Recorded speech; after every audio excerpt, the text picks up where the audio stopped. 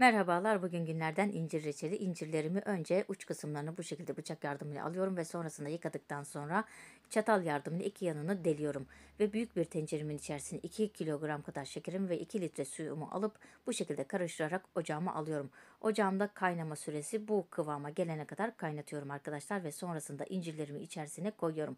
Ve ara ara karıştırıyorum ki eşit miktarda pişmesi için ve sonrasında bir test yapıyorum ve kıvamı bu şekilde olduktan sonra 1,5 limonumu ekliyorum ve 5 dakika daha pişirme işlemi yaptıktan sonra sıcağıyla kavanozlarımın içerisine alıyorum. Kavanozlarımıza sıcağıyla koyma amacımız reçelimizin uzun süre dayanma olması ve 2 yıl kadar bozulmaması olması için. Deneyecek olanlara afiyetler olsun.